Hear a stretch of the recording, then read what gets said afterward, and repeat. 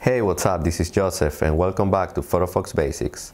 In this lesson, we'll be learning everything about layers and how to use them. So let's begin. Let's start by opening our app. As we said in the previous lessons, there are two ways to open a new project. We'll be tapping on the top icon in order to access the camera roll. Choose any photo. Now, we'll be adding a second layer by tapping on the plus icon. In Photo. As you can see, on the right side of the app are the layers, and there are many things we can do with them. We can drag and drop in order to change their order. We can duplicate the layers by tapping on them, or we can drag and drop to the plus icon. We can also drag and drop one photo into the other. And by doing so, we'll have two options. We can merge the two images into one single image, or we can choose Harmonize. What Harmonize does is that it matches the colors of one image into the other. You can also drag and drop one image into the trash icon in order to erase it. You can also hide the layers by tapping on this icon at the top. Now take a look at the toolbar here at the bottom and see that we have many tools here.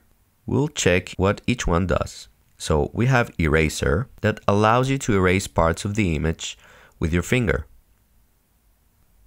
You can also add parts of the image by using Restore. And you can tap on Invert to invert the selection you just did. You can also tap on the Compare icon in order to see how was the original image. You also have the brush control, which is at the top right here of the screen, which allows you to control the scale, which is the size of the brush, the opacity, the feather, and to turn on and off the edge avoidance. Edge avoidance is great for helping you to erase certain areas of the image and leaving some other areas untouched.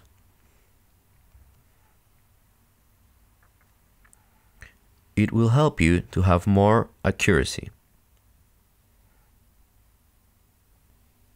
There's opacity that allows you to control the amount of opacity of this specific layer. We also have blending modes, but we'll go to it on the next lesson. The next one is transform that allows you to change the shape of the image by tapping on each corner, or by dragging on each side of the image. This is great for creating perspective effects. If you long press on the icon, it will reset the image to the original shape. We also have horizontal flip, vertical flip, and we also have fill that allows you to fill the image with a solid color or to add a paper texture to the image. You can also locally erase parts of this effect by going to Eraser.